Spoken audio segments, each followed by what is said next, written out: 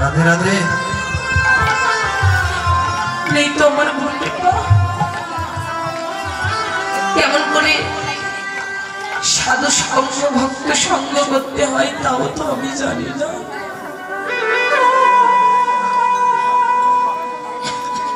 গোস্বামী কবি বললেন রাধার প্রেমের মহিমা কতখানি তা তিনি জানবেন। দ্বিতীয় সেই প্রেমের আলোকপাতে শ্রীকৃষ্ণের মাধুর্যের চমৎকারিতা কতখানি তা তিনি বুঝবেন, এবং তৃতীয় সেই চমৎকারিতা উপভোগ করে শ্রীমতী রাধারানীর আনন্দ কতখানি তা তিনি জানবেন। কই ছানো রাধা প্রেমা, কই ছানো মাধুরীমা, কই ছানো স্মৃতি ভোগ।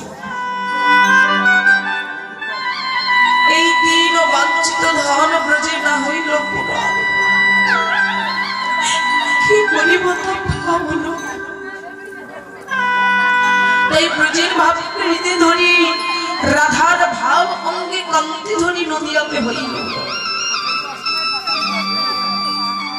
রাধে গো ভক্তরাজে কৃষ্ণ বলে নয়নশ্রু বিগলিত করে কাঁদে।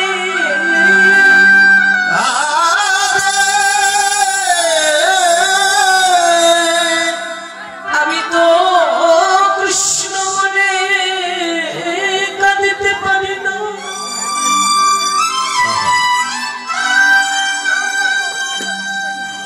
ভক্তরা যে কৃষ্ণ বলে কেঁদে কি সুখ পায়, ওই সুখ উপভোগ করিবার লাগি ভগবানের নদিয়া এলে।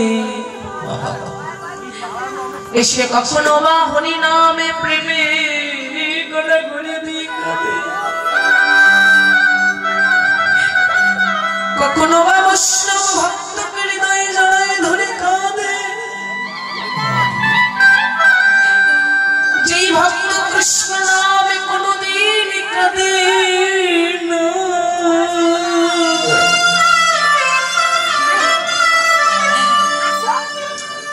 ওই পাষাণী ভক্তের চরণ হৃদয় ধরে কাঁদে গো।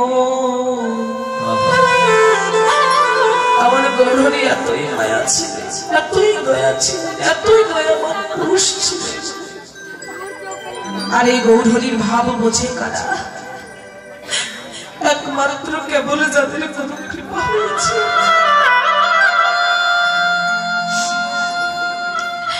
গুরু কৃপা ছাড়া তো কোনোদিন সম্ভব। আর এই গুরু কৃপাটা কেমন? গুরু আশ্রয় গ্রহণ করলেই তো আর গুরু কৃপা হয়ে গেল না মা। গুরু কৃপা পেতে গেলে যে গুরুর দাস হতে হয়।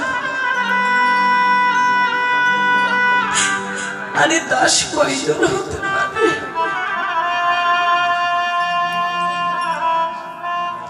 রামকৃষ্ণ পরমহংসদেবের একজন শিষ্য ছিলেন,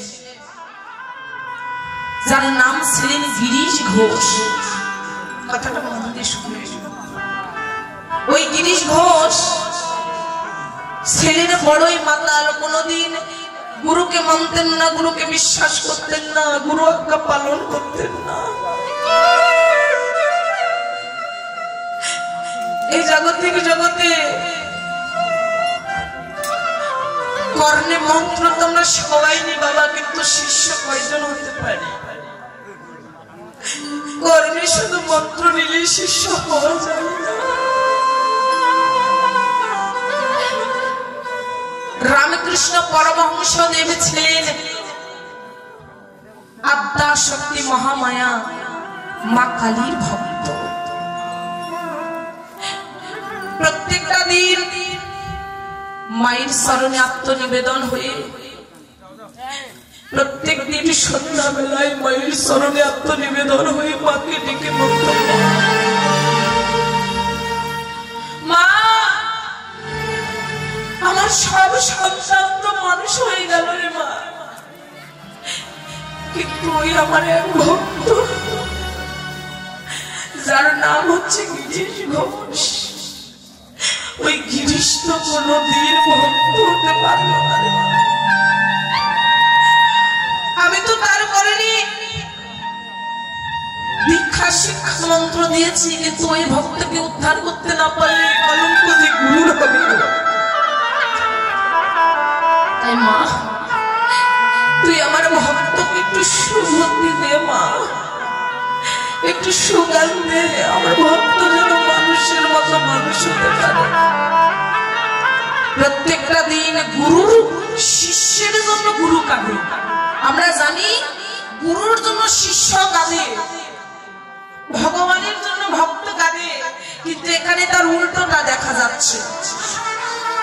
ভক্তের জন্য ভগবান কাঁদছে, শিষ্যের জন্য গুরু কাঁদছে। আরে শিষ্যের মতো শিষ্য হলে গুরু যে শিষ্যের জন্য পাগল হয়ে যায়।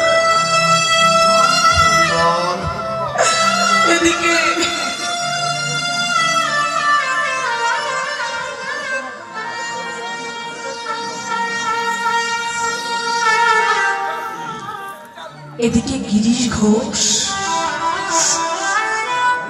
ঘোষের কৃপা হয়ে গেল। গুরু বল পার করিতে করিতে গিরিশ ঘোষের একটি ব্যাধি হলো। ব্যাধিটা হচ্ছে ক্যান্সার ব্যাধি। এই ব্যাধিটা যার হয়েছে একমাত্র সে ছাড়া অন্য লোকে কিন্তু বলতে পারবে না যে এই ব্যাধির কতটা জ্বালা, কতটা যেই না বিছানা সজ্জায় পড়ে গেল, বিছানা কত হয়ে গেল, আর কে আর তো পরিবার বসে না।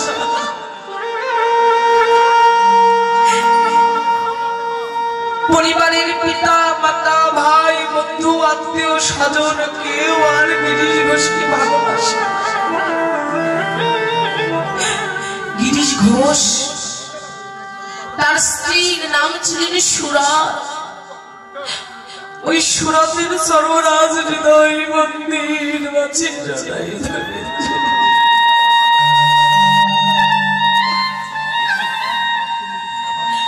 সুরত ভালো থাকতে কোনদিন রাধে রাধে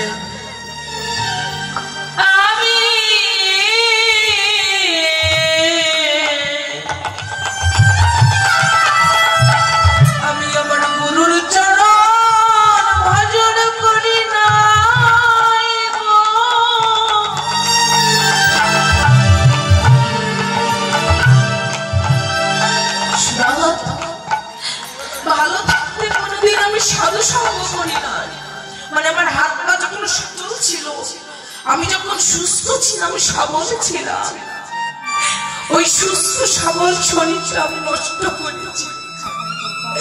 আমি কোনদিন ভক্তের চরণের তলে অঙ্গে মাখি নাই, একটা দিন আমি গুরুর ভজন করি নাই, একটা দিন আমি কৃষ্ণ ভজন করি নাই। বাবা আজকে আমি বিছানা সজ্জায় হয়ে দেখছি ভাই বন্ধু আত্মীয় স্বজন কেউ তো সুরত, আমি তো আমার গুরুর কাছে যেতে পারবো না। আমার গুরুদেব মনে হয় তার চরণ থেকে আমায় বঞ্চিত করে দিয়েছে। সুরত সুরত ডেকে বলছে, স্বামী কে বলেছে, কে বলেছে গুরু তোমায় তার চরণ থেকে বঞ্চিত করেছে? ভগবান কি ভক্তের কাছ থেকে কখনো দূরে থাকতে পারে? ভক্তির কাছ থেকে কোনোদিন দূরে থাকতে পারে? তুমি ডাকো স্বামী, তুমি প্রাণ ভরে ডাকো। আজকের ডাকটাই তোমার শেষ ডাক। তুমি প্রাণ ভরে মন ভরে উজাড় করে ডাকো। মন ভরে ডাকিতে ডাকিতে তোমার এই ডাক যদি একবারে ভুল করবে পৌঁছে যায়। আজকে গিরিশ ঘোষ নয়নীর জলে ডাকছে, গুরুদেব একবার দেখা দাও, কেননা তুমি বিনা আমার যে আর কেউ নাই, তুমি ছাড়া এই জগতে আমার যে কেউ নাই। তুমি আমার সকল পাপ তাপ অপরাধ ক্ষমা করে দিয়ে তোমার চরণে আশ্রয় দাও। ওই যে ডাকার মতো যদি ডাকে, যত দূরেই গুরুদেব থাক না কেন সেই ডাক পৌঁছবেই মা। ওই ডাক পৌঁছে যাচ্ছে। আর এদিকে রামকৃষ্ণ পরমহংসদেব সন্ধ্যাবেলা মায়ের আরতি করছে আর নয়নের জলে গান করছে, শ্যামা মা কি আমার কালো রে, মা কি আমার কালো রে, শ্যামা মা কি আমার কালো রে,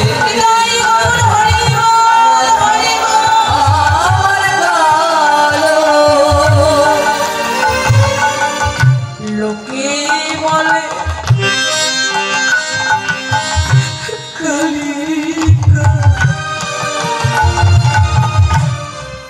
আমার ভক্ত বলে না ওই কালো রূপে ওই কালো রূপে বিপদ করিল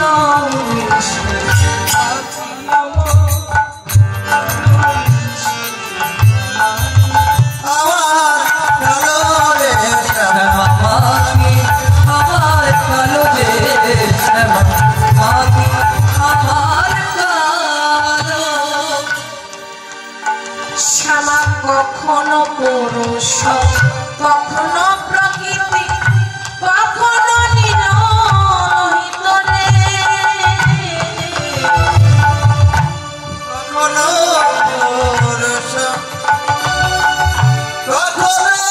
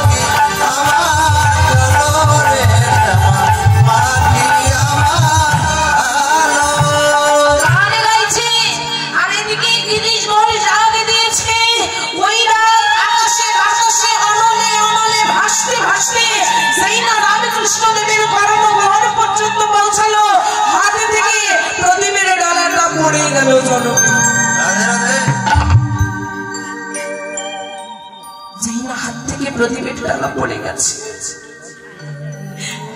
মাহির চরণে আত্মনিবেদন হয়ে মাকে ডেকে বলছে,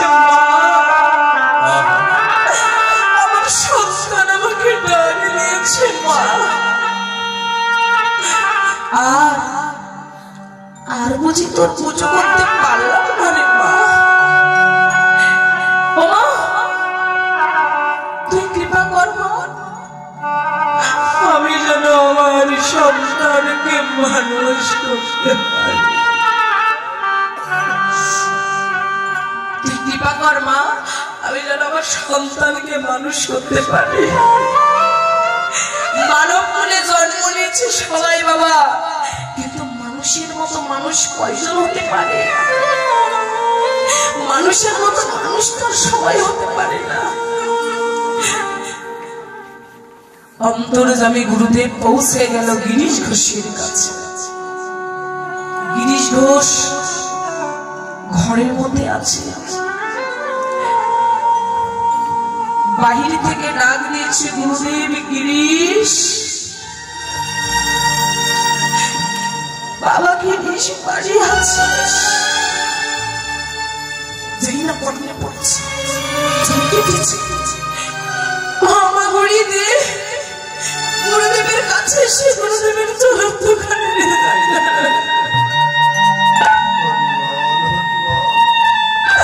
গুরুদেব,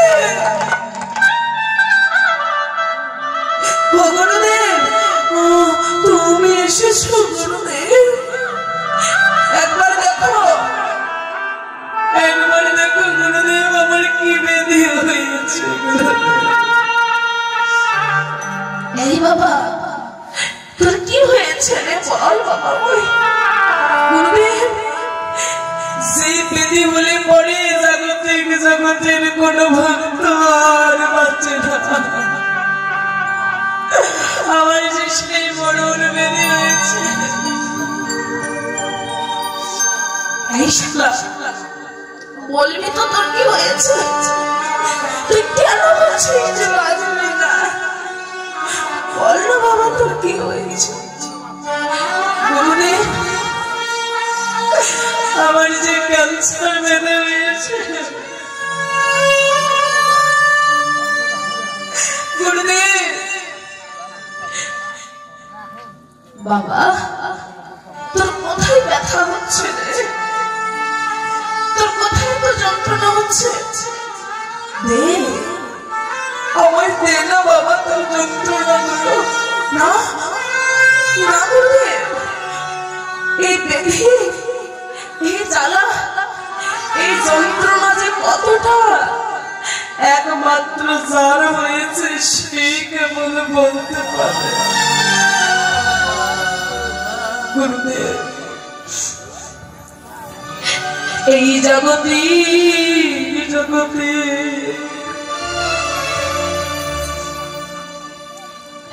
মানব কুলে জন্ম নিয়ে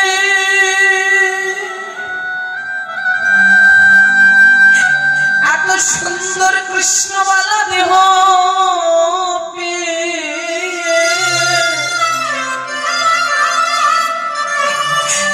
আমার দেহটা তো কৃষ্ণ সেবা গুরু সেবাই লাগিল না। বলো বলো, আমার মতো হতভাগা আর কেবা আছে? কেবা আছে? এর পরের জন্মে পরের যুগে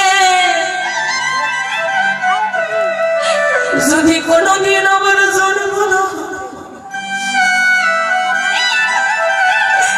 সেই জন্মে যেন সকাল সকাল আমি যেন ভক্তের চরণ সেবা। রাধে রাধে।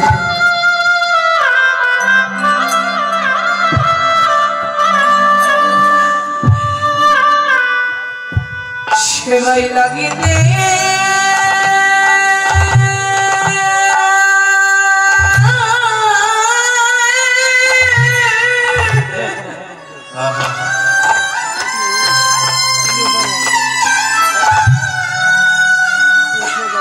আমি যেন লাগিতে পারি।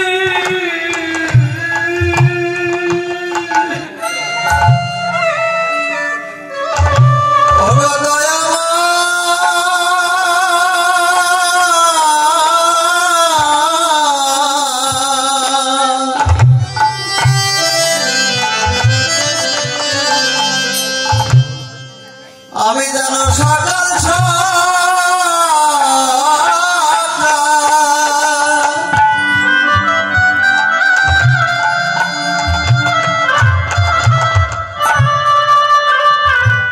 গুরু সেবা লাগিতে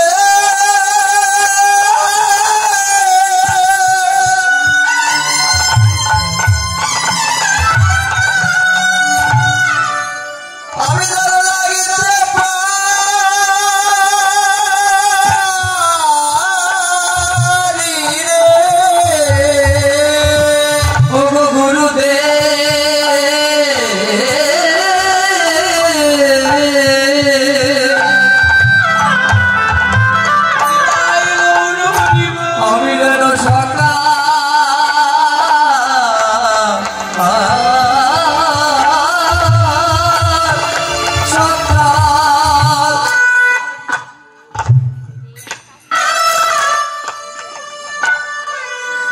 আমি গুরু সেবায় লাগিতে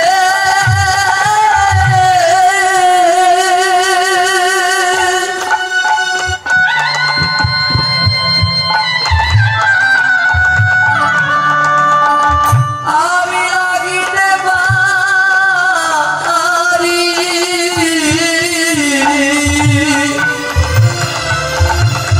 সকল মানবীয়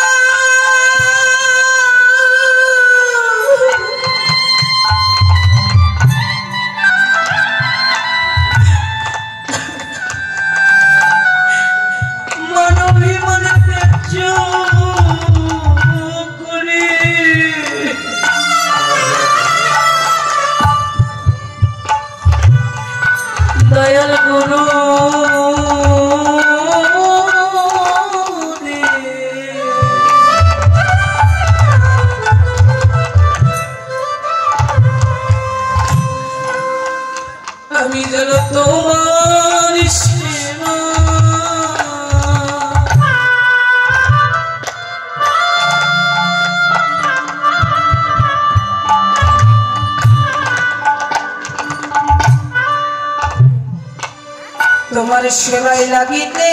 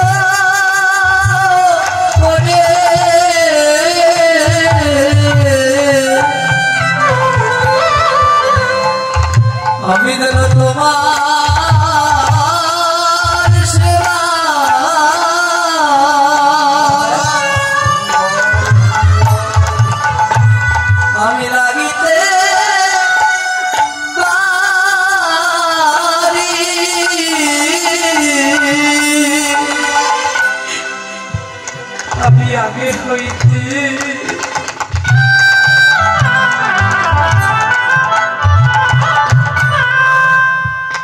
আমি বলে রাখলাম আমি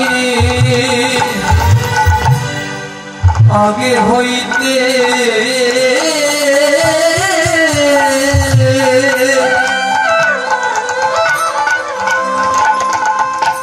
আমি বলে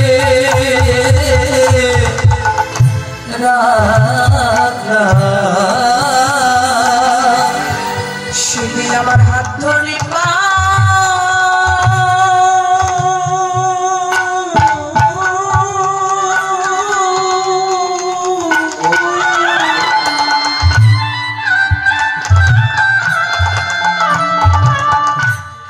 সেদিন আমার হাত ধরে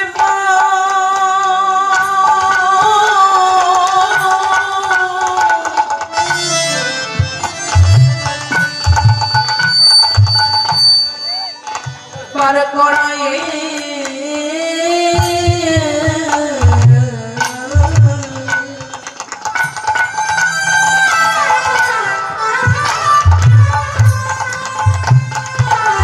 করাইয়ে দিও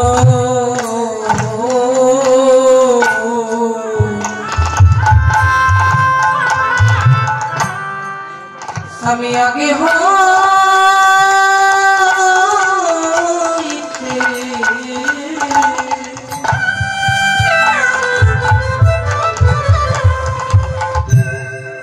বলে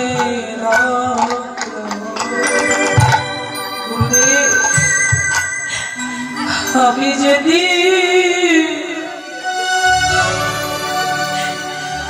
যাব চলে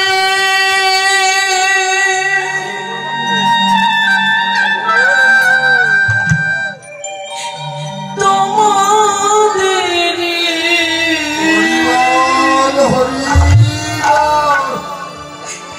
ছাড়িয়া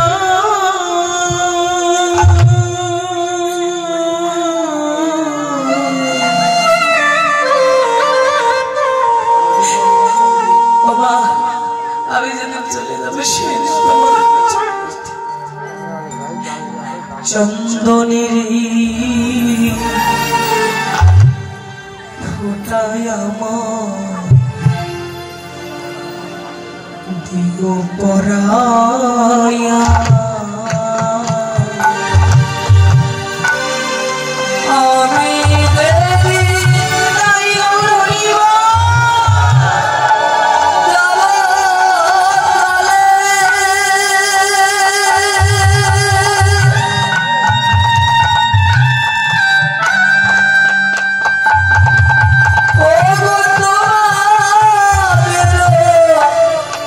হারিয়া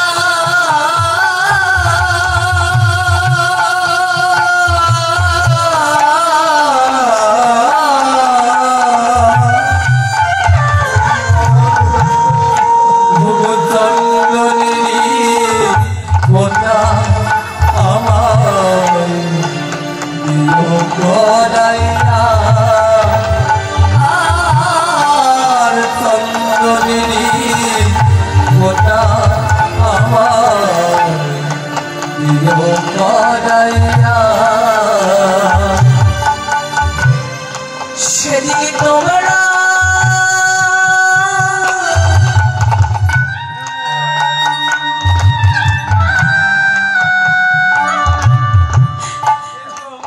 যতই না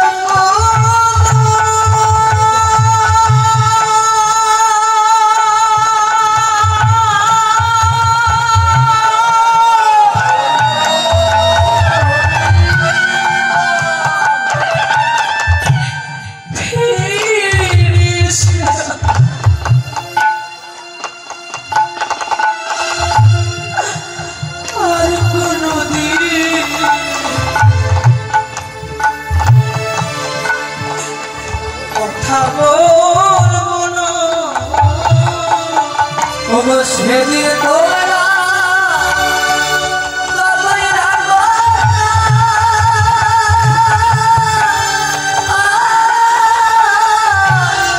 ফিরে এসে আর কোনদিন কথা বলবো না।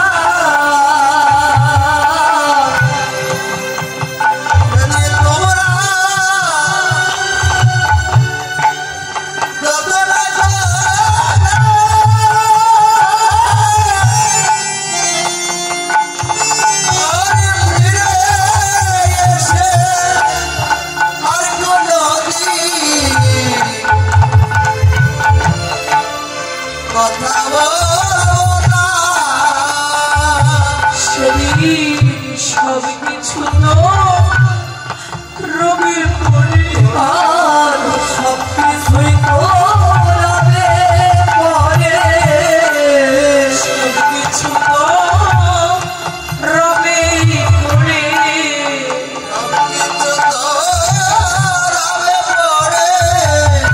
আমি দেখব না চাহিয়া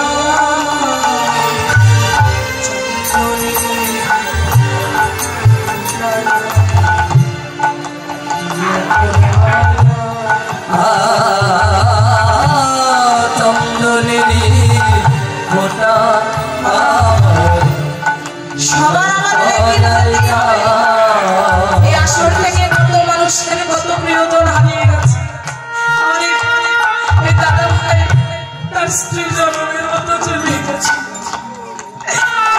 আসলে প্রিয় মানুষ হারানোটা যে কতটা ব্যথা না, আসলে অনেক ভক্ত আছে, কতজনের মা হারিয়ে গেছে,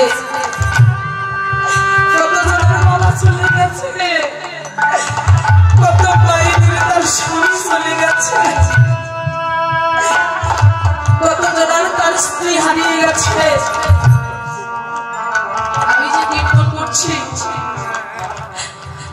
আমার বয়স যখন 1.5 বছর ছিল, রাজশাহী খেতড়ি ধাম থেকে আসার পথে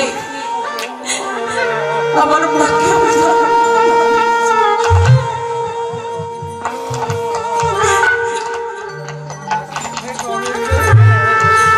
রোড অ্যাক্সিডেন্টে আমার মা মারা গিয়েছিল। নিয়তের কি খেলা দেখুন না, জীবনে কোনদিন সুখ পাইনি।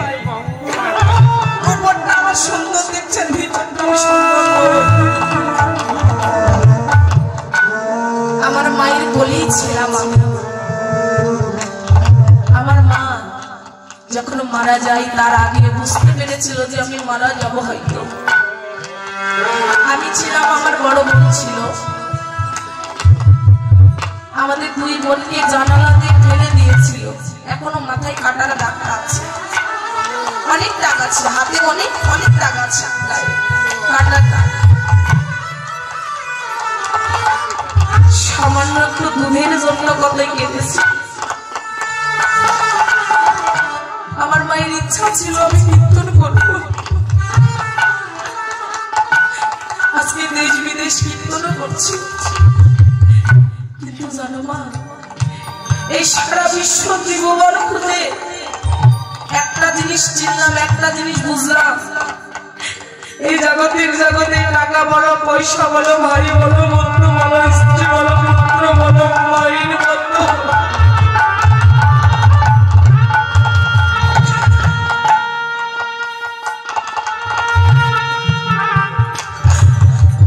মুখের মতো আর কেউ হবে না, যে মুখ দেখলে মনের কথা বলে দিতে পারে,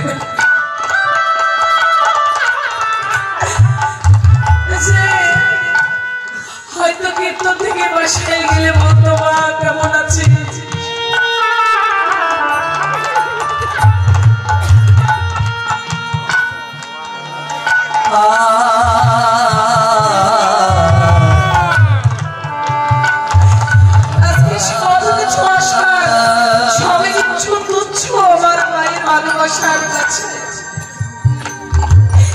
আমার জীবনে যে দুঃখ চলে গেছে, যে কষ্ট চলে গেছে, আমার মতো অভাগে, আমার মতো দুঃখ কষ্ট দ্বিতীয় কোনো কন্যা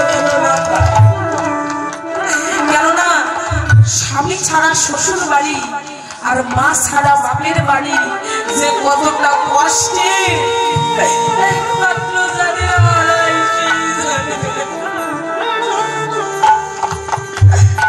যাদের হারিয়ে গেছে, দেখুন যাদের হারিয়ে গেছে তারা হারিয়ে গেছে।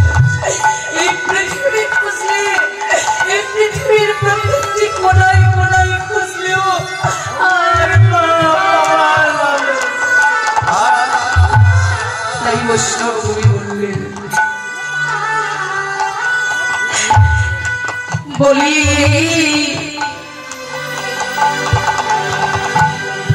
টাকা পয়সা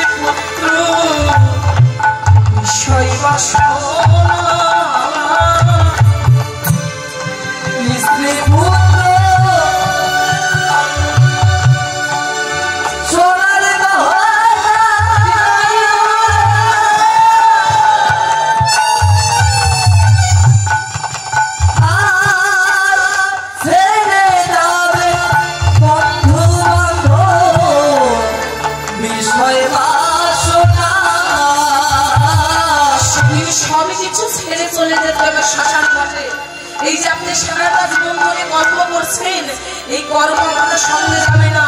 এত সুন্দর বাড়ি করছেন, এই বাড়ি আপনার সঙ্গে যাবে না। এত সুন্দর স্ত্রী পুত্র মানুষ করছেন, এগুলো সঙ্গে যাবে না। সেদিন কি হবে জানো? সেদিন